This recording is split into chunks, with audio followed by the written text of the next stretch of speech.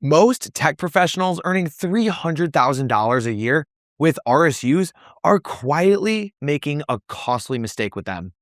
And they have no idea that it's even happening. They see their RSUs vesting, they treat that stock like it's already handled, and they miss that one strategy that would actually protect and grow their wealth. All because no one ever explained how RSUs actually work. And I understand why this gets missed, because RSUs feel like free money and it just shows up. So people don't treat them with the same care as the rest of their finances.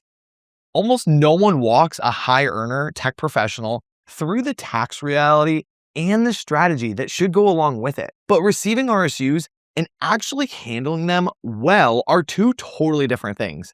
And the gap between them is exactly where high earners leave money on the table and take on risk they never actually needed to. Through my work with high earning tech professionals, I've seen the same RSU mistake made over and over. And I've seen how the ones who actually understand the right strategy protect and build far more wealth from the exact same grants.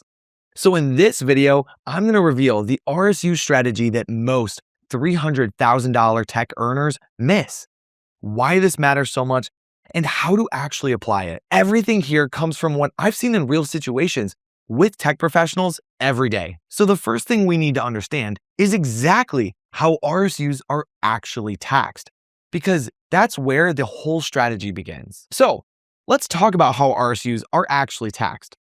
Picture vesting day. You log into the equity portal, shares have vested, some shares may have been withheld for taxes, and the rest are just sitting there in your account. It feels like the stock just showed up, but from a tax point, that vest was compensation. The value of those shares on vesting date is treated as ordinary income added to your W-2 and stocked on top of your salary or bonus and the rest of your household income. That is the first tax bucket, ordinary income at vesting. The second bucket starts after that vesting date. From that point forward, any change in the stock price is treated as capital gain or capital loss. When you eventually sell the stock, that value on the vesting date is compensation. The movement after the vesting is investment return. If you understand that split and difference, the whole RSU decision just got more clear. And here's the part that changes the decision. You're taxed at vesting, whether you sell or not. Once those shares vest, you've already paid the ordinary income tax on that vested value. Holding the stock after the vesting does not give you a tax benefit on the amount you already paid tax on. It only leaves you exposed to whatever happens next with your employer stock price. This is where so many tech earners get confused. They think selling creates the tax problem. So they hold on to the shares as if they were deferring tax. But with RSUs, the ordinary income tax event already happened. Selling shortly after vesting usually means you're only dealing with the gain or loss after the vesting date, which is often small if the price has barely moved at all. The clean way to think about vesting RSUs is this. After vesting, keeping the shares is an investment decision. It is not a hidden tax shelter. It is you choosing to keep the already taxed compensation invested in your employer. So you're taxed at vesting, whether you sell or not. That fact exposes the exact mistake that most tech earners are making without even realizing it. So now let's talk about the mistake that most tech earners make. The most common mistake is holding all your vested RSUs by default. Not because the household reviewed the balance sheet and shows that much in company stock on purpose. Usually the shares vest, land in the account, and then nobody makes a decision. So the position quietly grows in the background. And I completely understand why this happens. It can feel like a reward. It can feel like ownership, maybe even loyalty. If the stock has gone up, selling can feel almost wrong. But the planning question is not, could this stock go up? Of course it could. The better question is, should this much of my financial life depend on one company? Because remember, holding vested RSUs gives you no special tax advantage on the value that was already taxed. What it gives you is concentration risk. It turns compensation that could have been diversified wealth into a larger and more diversified portfolio all into one stock. That risk really matters, even more for high earners, because the company might already be paid to your paycheck, your bonuses, your benefits, and your career path. If your company struggles, I don't want your job security, your future compensation, and all of your existing stock position all get weakened at the exact same time. So here's a simple test for everyone. If your company gave you a cash bonus, let's say $50,000, would you turn around and use that entire thing to buy your employer stock? Most people would not. But that's exactly what you're doing when your vested RSUs sit there by default. You're choosing to keep your buying power in your employer stock just as if you did it that way. You are choosing to keep buying your employer just in a way that doesn't feel like buying. So holding by default is the mistake. There's also a tax trap hiding in how RSUs are withheld that blindsides a lot of high earners. So next, let's talk about that withholding trap.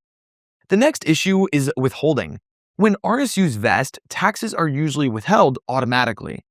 Shares may be sold to cover the taxes, or the company might withhold in other ways.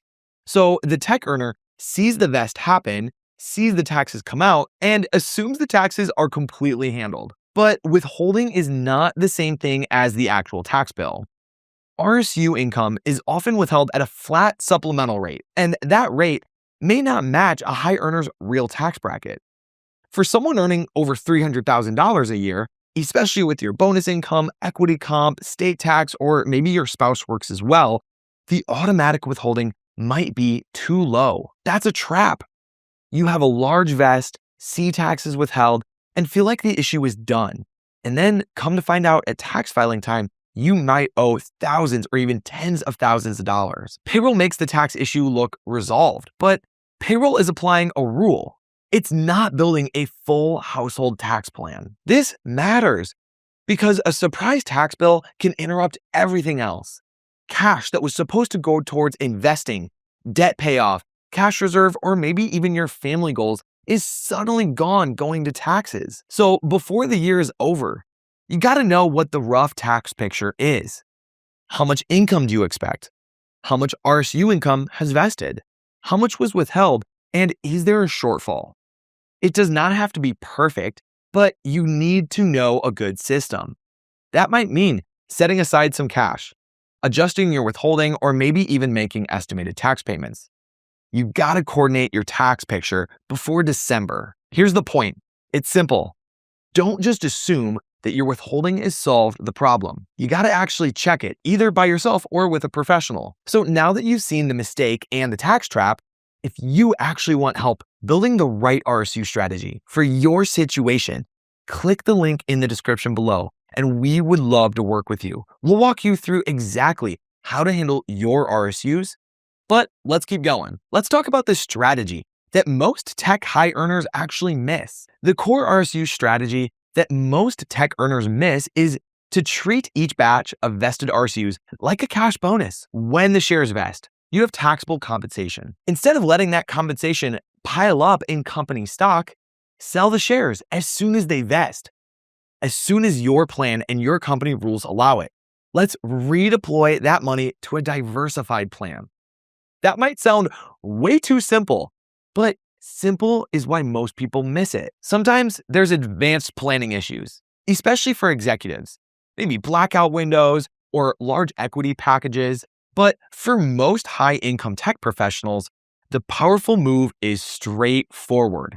Sell it, divest, and diversify. Because guess what? You already paid the ordinary income tax at vesting. So selling right away often creates little to no additional tax if the price barely moved. There might be a small gain or loss depending on the sale price, but you still need clean records. The ordinary income tax event was the vesting itself. What selling does is remove, again, the concentration risk.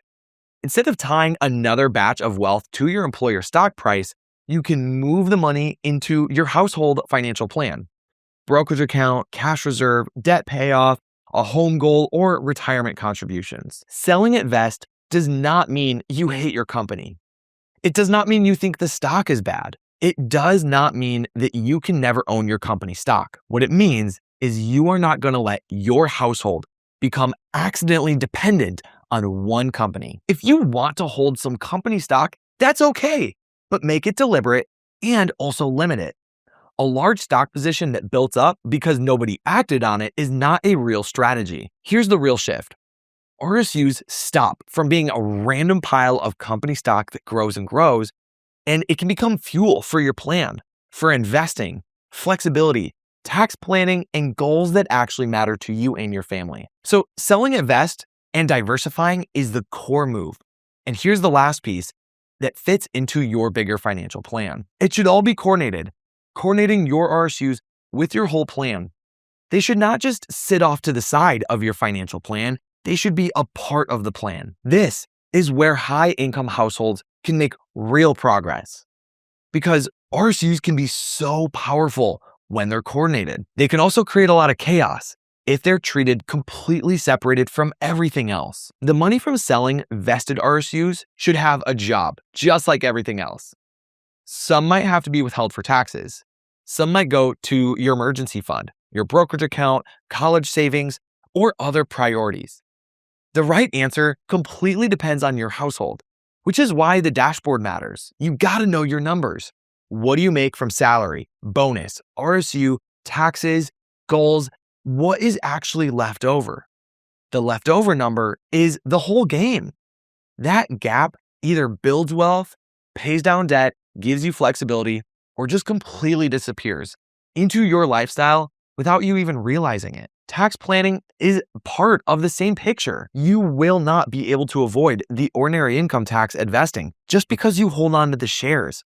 But you can plan for it, you can coordinate it, and you can be thoughtful about the whole process. This is where people need to be careful with the phrase tax efficient, because sometimes avoiding a capital gain feels tax efficient, but holding on to a huge concentrated stock position can create a way bigger risk than the taxes you were trying to avoid. Taxes matter, but risk matters too. So we gotta consider all the factors. The best RSU strategy is not just sell or hold, it's understand the tax event, manage the withholding gap, diversify on purpose, and connect the money to the rest of your financial plan. Now that you've seen how RSUs fit into the bigger picture, let's bring everything together so you can see how this actually applies to your own situation. So let's talk about your RSUs and how to apply this. What's the actual plan? First, you got to understand you are already taxed at vesting.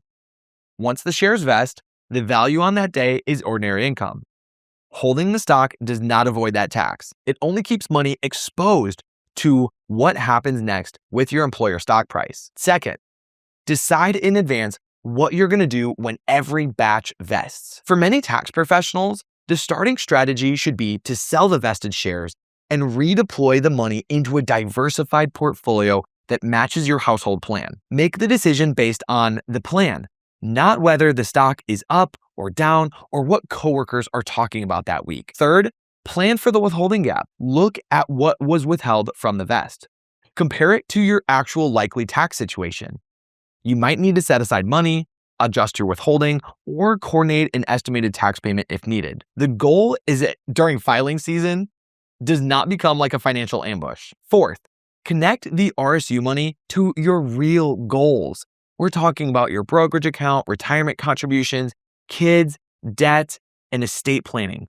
All of those gaps have to belong in the conversation. The ones who build wealth treat RSUs like a bonus to redeploy, not a bet to hold. They remove the concentration risk before it becomes a household problem. They plan for taxes deliberately instead of just assuming it's automatically covered at withholding. And they fold their RSUs into a real plan instead of letting that company stock quietly pile up in the background. I'll be honest, the ones who struggle usually do the opposite. They hold by default, they never check their withholding, and they let that one stock become way too large of a percentage of their net worth. The strategy is to turn each vest into a deliberate planning decision. Okay, now that you've seen the RSU strategy that most $300,000 tech earners miss, why withholding by default is such a costly mistake, and how to actually turn your RSUs into diversified wealth, you can stop letting that company stock pile up and start handling your equity the way that it actually protects and builds your wealth. If you want help building the right RSU strategy for your situation, click the link below to work with Flames, where we will walk through exactly how to handle your RSUs. And I'll see you in the next video.